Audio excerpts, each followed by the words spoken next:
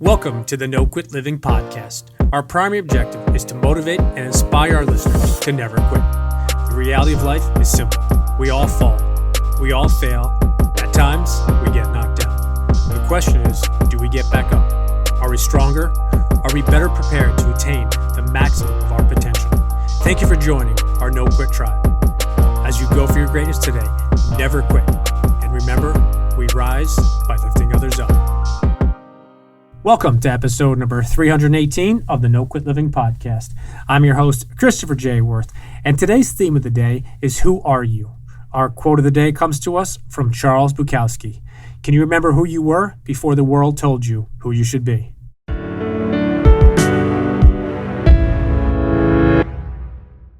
Tis the season. 'Tis the season to be jolly and generous. Therefore, if you are looking for any last-minute holiday gifts, make sure you head on over to wherever books are sold and grab yourself a copy or two of The Positivity Tribe. The first time I met Jason Leydon was in his office, and I knew that we would immediately connect as his two bookshelves caught my attention. Jason brings it, and I hope you enjoy today's episode. Jason, I'd like to welcome you to the No Quit Living podcast. Thank you, sir. I'm excited. First question I ask everybody is, are you ready to positively impact at least one person today? I am ready. I knew you would be. The number one objective of our show is to motivate our listeners to never give up. And I was curious if you yourself have either a no-quit story or perhaps a really challenging time where you could have given up or given in, but you didn't. Whew. I have so many. I think what I'm going to do is go back to the one moment that I think changed my life. And you being a fellow hoopster, I want to share my basketball story. My entire life growing up, I wanted to play basketball. And that's pretty much all I focused on every single day, which essentially became my identity. And I got into college, and I was never one that was extremely gifted with inside the sport of basketball. I just had an exceptionally hard work ethic. And I was always a late bloomer as well. So as I kept progressing in age, I kept getting better and better and better, as makes sense from hard work just essentially catching up to me. And my goal throughout college was to get an agent and then play overseas. And for a long time, I was trying to get residency, being of Irish descent, but due to the rules, I couldn't get it. So for the listeners out there, I don't know if it's changed, but when I was coming up, every team was allowed 2 Americans. So yeah, it still is 2. So if you had residency, it'd be a lot easier to kind of get a contract. So I was trying to go for a team in Ireland. I didn't quite make it, so then I had to get an agent and get selected as an American. So I went out to my first camp in Utah, and I got absolutely crushed, right? I was not ready for what I was stepping into. I couldn't breathe. No one talked to me about difference in height, with air quality, and I was just smoked. And I went up against low D1 guys, so just body types were just men, and this house mates, like, wow. So that was kind of like one moment where I had to take a hard look at myself and think if I was going to keep pushing to try to achieve this goal or if I was just going to throw it in. And I decided to give it one more chance. And I got selected to go out to another agency camp in Boston. So I went up there a bit more familiar since I'm from the Northeast. And I had a decent showcase, and I got selected on this American team from agent Monique May, who had signed me to a contract. So we went out there, we were in Holland for a while playing, and I essentially got signed to a team in Norway. And I came back, and I was mowing my parents' lawn, and I tripped and put a lawnmower over my foot, and it kind of sliced my shoe open. My toes got all sliced and diced. I was in the hospital for 3 weeks. They thought they were going to have to amputate. It was the worst moment of my life. Every morning I'd wake up, and I couldn't take drugs. And I had to soak my foot in bleach, and then they have to go into my foot with tweezers to peel out grass and dirt. So from a pain standpoint, it's terrible. And I just graduated from college. I just reached my goal of having an agent. I just got signed to play overseas, which was my goal, where I wanted to be and end up in. And then in a blink of an eye, I was done, And that was the biggest life-changing moment for me, and it's one that I've learned the most from. I remember when it happened, I was all doped up on morphine going to the hospital, And the way that the lawnmower had cut my foot, I couldn't see. So when they took the bandages off, I'm looking at my foot. I'm like, oh, it might have been worse than what I imagined. I think I can probably make a comeback from this. And my mom, I remember her face, walked to the other side to take a look at it, and like her face dropped and like turned white because it was pretty much cut down to my bone. Like there's no meat, no skin, nothing. It's just like my bone hanging out. And I remember seeing her face. I was like, that's when I first knew that was pretty bad. And then when I was in the bed waiting for the doctor, he's like, okay, tell me if you can feel it, that old test. So I'm like, yeah, I can feel it. He's like, I didn't do anything yet. So I was there. And when that got done, I called my agent and I called the person in Norway and I was like, I'm done. That was my first moment where I didn't know if I could come back from that. I didn't know where I was going to be. I sort of like lost my identity. I had to figure out who I was, and I went through a pretty tough time following that. And I think one of my saving graces through that moment was really my wife. I met her when I was racing motorcycles, right? I was doing MMA. I was just trying to find something to grasp onto because I didn't know who I was anymore. And I was playing in summer league games, and I was still doing what I had to do. You dropped 30 but it's a men's summer league game, right? It's like, okay, like who am I really playing against? And that was probably one of the hardest moments of my life. And I really had to make the tough decision of who I was and how I was going to bounce back from that. And I was speaking with somebody and they asked me a pivotal question. And that pivotal question was, who are you? Right. And that sounds like such a basic question, but you go through the answers of like, oh, I'm Jason Leydon. Like, well, that's just a label. Who are you? Well, I'm the son of Kevin and Lorraine. Okay, if you take them away, who are you? And you come to understand, and the objective is to get down to the grasp of understanding that you're not what you do. Like, I'm not a basketball player. That's something I did, right? But who you are beyond what you do, and understanding like that conscious level of it can really give you like this almost detached, caring aspect to the things around you, and allow you to understand that I was more than just a basketball player, or who I thought it was. And I was able to kind of refine myself and what I love doing, and kind of keep pushing forward in that. I love that. And I think that question, the simple question of who are you, and to your point, you were not and you are not a basketball player. I am not and I was not a basketball player or a basketball coach. It's what you did, it's what I did. But ultimately, I think so many people go through life and they never answer that question. And I think for me, it's something that is always interesting as I get the chance to talk to guests like yourself and ask that quote unquote no quit story. Because for me, it's not during the amazing times that you really learn. Yes, you can learn from wins and you can learn how to try to duplicate that, for example, on the sports field or court. But it's during those tough times where I think you really, peel back the layers and you figure out who you are, what you can take, what you have inside of you. So I'm glad that you touched on that. Follow-up question we always ask everybody is, if you had to define yourself, but you could only pick one word, what word did you pick? Resilient. And why do you pick that one? That's something that I pride myself on, where it doesn't matter the situation I'm in or my emotional or physical response to that situation, I'm going to figure out a way to persevere. I love that. And I think that for me, where we have some similarities, I think it goes back to the basketball perspective of being, I think for me, undersized, and I had to just work harder than people. And I just would find a way. It's like, all right, I got to stop you. Like, all right, I got to try to find a way to steal the ball or get a rebound or something. So I'm glad you touched on that. If you wouldn't mind, just tell our listeners a little bit about who you are and what you do today. Yeah, for sure. So as you said, Chris, I'm Jason Leydon. I'm from Milford, Connecticut. I own a gym in Milford, Connecticut called CrossFit Milford. I also own an online training business called Conquer Athlete. Within inside of the sport of CrossFit, there's something called the CrossFit Games, which is the highest level of CrossFit. Sort of like the best athletes in the entire world. They'll take the top 50 athletes, they'll make it to the CrossFit Games, and then they go fight to see who's the best in the world. They have that for individuals, for masters, for teens, and for teams. So I've been in this sport of CrossFit for 12 years. Over the 12 years, I've had over 80 people make what's called the regionals. I've had over 50 of my athletes make the CrossFit Games. I have had over 10 people stand on a podium at the CrossFit Games between first, second, and third place. I've had a team finish in second place in the world.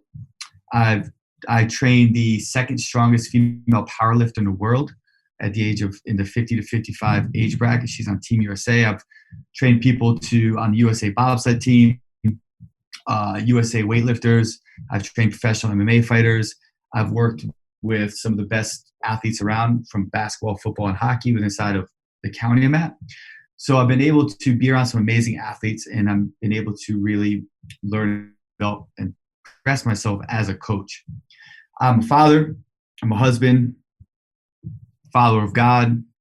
I love romantic comedy movies. No, okay, there we go. And you're also a podcast host, so if you wouldn't mind just quickly telling our listeners a little bit about that as well. Oh, yeah. So we have a podcast called the Conquer Athlete Podcast, where we look to really dive into training principles within inside of strength and conditioning. So you and I had the opportunity to hang out in person, and this is just a audio podcast, but within your office, very similar to my office, you have a bunch of bookshelves, which obviously stood out to me. So I'm going to put you on the spot here. Ooh. If you have something that you've read recently, or perhaps you're reading something currently that you'd like to recommend to our listeners. You know, I'm rereading a book, and we spoke about this when you came in, The Untethered Soul by Michael Springer. I'm reading that again, and I'm finding great value in that book from understanding myself more. And I talk about this with coaches that I mentor a lot. And to really become the best coach, you have to understand yourself, and you have to understand different archetypes. And when you can understand yourself and you can understand various archetypes, then you can understand the right language throughout different situations to communicate. So this book, The Untethered Soul by Michael Springer, that's really causing me to look into myself a little bit more. And I think that that's really helping and assisting me with my coaching. So that's a book that I'm currently reading right now that I recommend it to pretty much everybody if they haven't read it yet. You know, you and I spoke about that and the concept of rereading books, and can honestly say that within the last year on my show, so many of the guests have spoken about that. And I think it's interesting because I shared with you in person that prior to a year or two ago, I never did that. And it was because I had the mindset of that to-do list and check off, okay, I quote unquote read another book. And so many people have been pouring into my life the idea of consuming versus the idea of really learning and being intentional. And I think as I'm going into kind of wrapping up 2020, heading into 2021, there are a bunch of books that I want to reread because I think at different points in your life, you take things out of them differently. So I appreciate you touching on that. Interesting question that I ask about in regards to if you could have dinner with anybody dead or alive. And I was on a podcast about a week or two ago, and I've now changed the question. So the question is, we all know the famous quote by Jim Rohn, you are the average of the 5 people you spend the most of your time with. So if I was able to put you in a room and seated at a table with any 5 people, dead or alive, and you could level up and learn from them, who would those 5 people be? Oh my God. That might be the hardest question anybody's ever asked me in my life. Nice. All right. You know, because it's like I hear that question. It's like I don't want to give your politically correct answer, right? Like, you know, Gandhi, Jesus Christ, and Abe Lincoln. You know, it's like, okay, yeah, cool. Hey, everyone wants to sit next to Abe Lincoln is one of mine. Be careful. But man, there's so many people. You know, one of them would be my grandfather who died a while ago. And I feel like he was a man that had so much to give, and he died when I was young and I wasn't able to learn from him. And I'd love to be able to sit down with him now and learn. He's someone who he worked these crazy top secret job for the government that no one knew. It was like underground. But he also, before that, was, he's going to be a priest. He was someone who was just always enjoying life, So I think having a good conversation with him about happiness in life would be great right now. So he'd be one of them. 4 more. 4 more. I would want, Verchansky. Verchansky is a Russian strength conditioning coach who pretty much wrote periodization and training for the highest level of athletes. I'd want to sit down with him for a long time on training. He was the man. That's 2. Number 3, who would I have at my table? My God, Chris. I wish I could prepare for this one. Oh, I feel like I'm going to answer this question and keep coming back to you. Like, I really met this guy and this guy. So think about it for a second. I'm going to touch on this. So I did an Instagram live last week, and the gentleman hit me with this question, and my answers were Michael Jordan, because I'm a huge Jordan fan, Abraham Lincoln, because I think what he faced and the fact that he failed so many times in his life, Elon Musk is my 3rd, Martin Luther King was the 4th, and then my 5th was somebody that most people didn't think I would pick, and it was Rafael Nadal, the tennis player, just because he epitomizes no quit. But then I've asked this question to a bunch of people, and a lot of people have said Jocko Willink, which is somebody that you and I spoke about.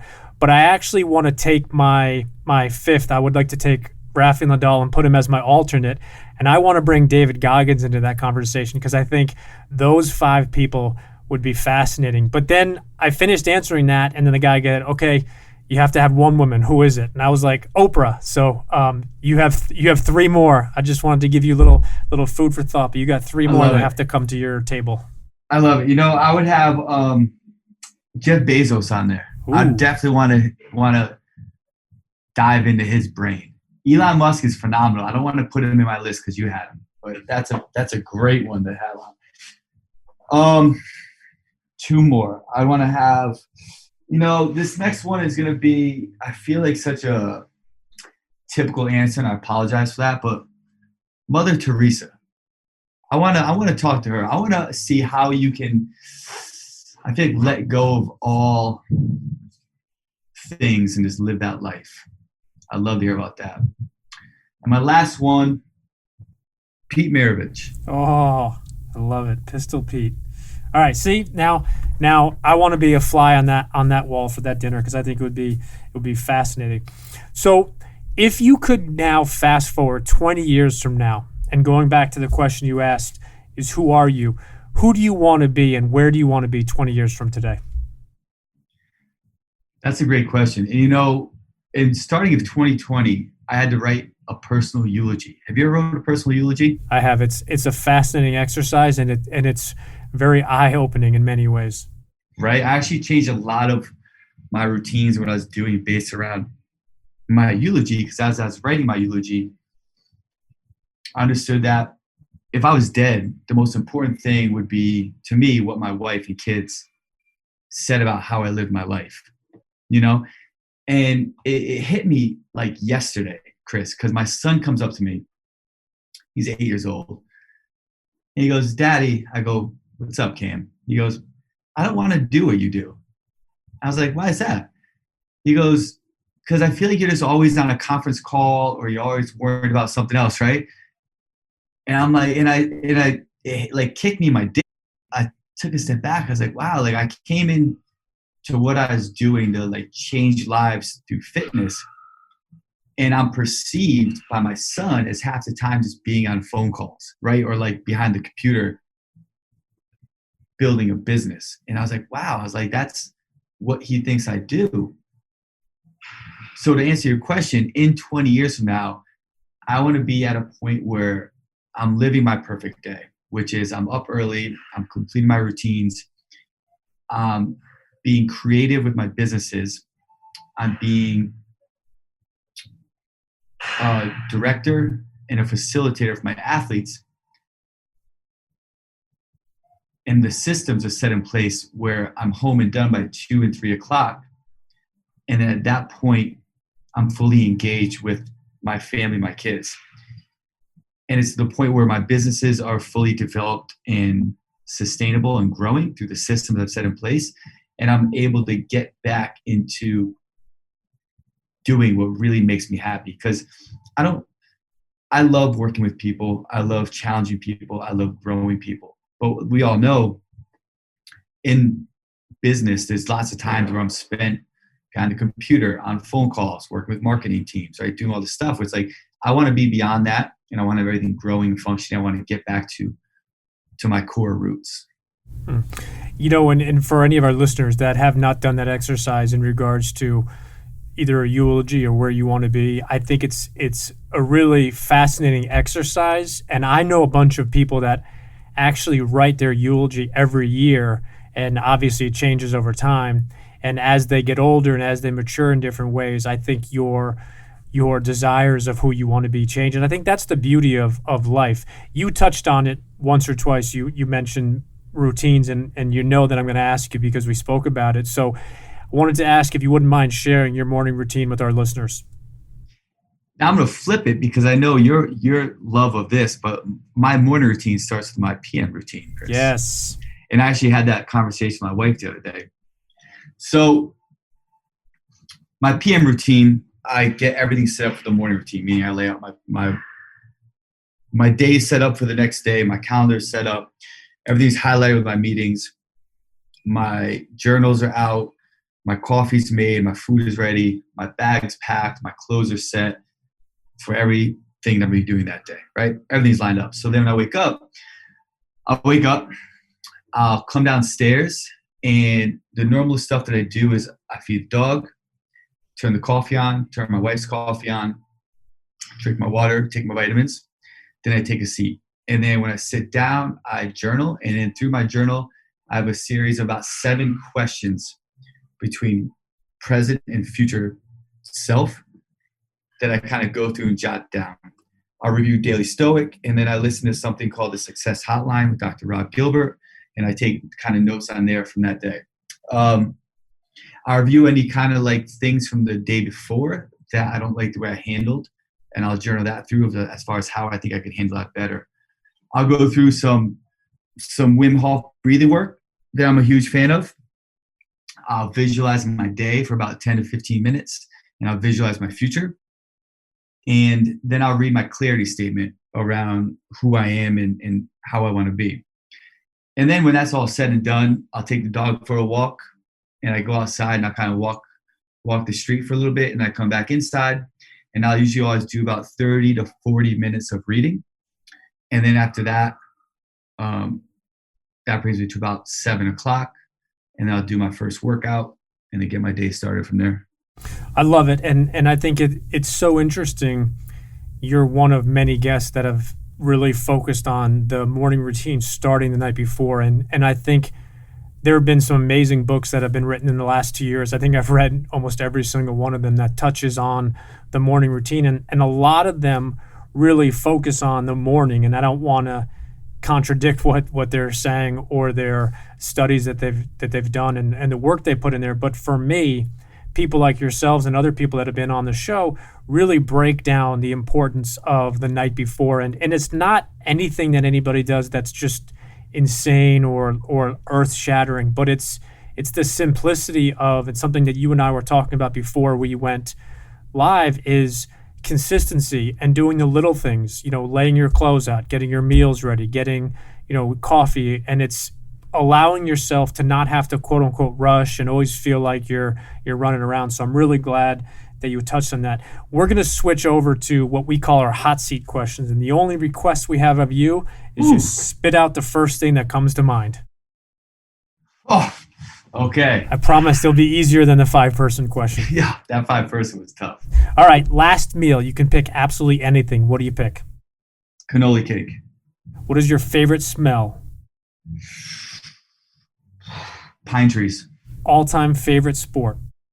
Basketball. Do you have an all-time favorite team? Bulls. Yes. What is your favorite movie?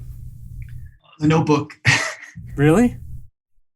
That's the first thing that came to my mind. All right. First thing that came to my mind. I'm telling all your clients. Do you have an all-time favorite author? No. What is your favorite app you use on your phone? The new sleep app that turns on at 8:30 and prohibits me from seeing any social media. Ooh, we're going to talk about that offline. What is the background picture on your phone? My family. And do you have an all-time favorite book? Ego is the enemy. And do you have an all-time favorite quote? How you do anything is how you do everything. Fantastic quote. Obviously, you mentioned 2020, and 2020 has been a very difficult year in many ways. I'm curious if there's maybe one or two people that you follow on social media that you'd like to recommend to our listeners that really put out not only positive but uplifting content. I'm assuming that the people I say from this perspective, I'm sure you mentioned and you talk to a lot. Brian Kane is a mental performance coach. He puts out some really good things. He's a big proponent of Dr. Rob Gilbert, who's on the Success Hotline. So he's someone that has some good stuff out there, and I recommend him from that standpoint. And then, that's a tough one for me because I don't really follow a lot of people, Chris, because I try to. Instagram and social media annoys me, and I'm pretty active on it, but I feel like it's such a time suck, and I feel like it's very easy to get in that comparison game, and we all know like comparison is a robber of joy, right? So I try not to follow too many people on there, but I'd say like Brian Kane puts out some really good stuff. I'd probably leave it at that one. Yeah. He's fascinating. And then for our listeners who want to follow you or find out more about you, what's the best way for them to do so? And also, please share again the best way for them to get your podcast also. Great. Yeah. So they can email me directly, jason@conquerathlete.com. The website to the gym is CrossFit Milford. My Instagram is just Jason Leydon, where I'll put up lots of information, usually more on coaching and athlete work. I'll have some mindset and lifestyle stuff up there, but it's mostly athlete stuff. My organizations are Conquer Athlete and CrossFit Milford. And then the podcast is the Conquer Athlete Podcast, and that's on all the channels. Awesome. And the last question I have for you is if you have any parting words you'd like to leave with our listeners today. Success is the ability to do what needs to be done when it needs to be done, whether you want to or not. I love it. I think that's a perfect way to end today's interview. I truly, truly appreciate your time. And you are the first person that got that new 5-person question. So I'm glad that we stumped you a little bit because we have to challenge you. That I was just not, it's like most podcasts I do, it's all about like my philosophies and principles of coaching. And then you just kind of like threw me for a loop on people I want to have dinner with. And I was just not ready for that one. That one really stumped me. I'm going to be thinking about that one for like a week. I'll probably end up emailing you another list of 5. Chris 1, Jason nothing. All right, my man. Yeah. I appreciate it. I look forward to speaking with you again soon. Awesome. Thanks, buddy.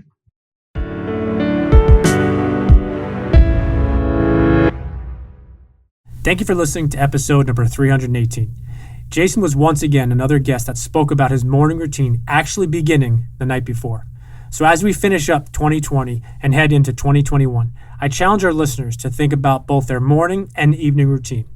And challenge yourself as you identify a couple of changes that you could possibly make so you can crush 2021 on your own terms. And remember, we rise by lifting others up. And lastly, to our listeners, thank you. We truly appreciate your time, and we hope our episodes inspire you to keep on attacking life and never giving up. To quote Dr. Norman Vincent Peale, it's always too early to quit.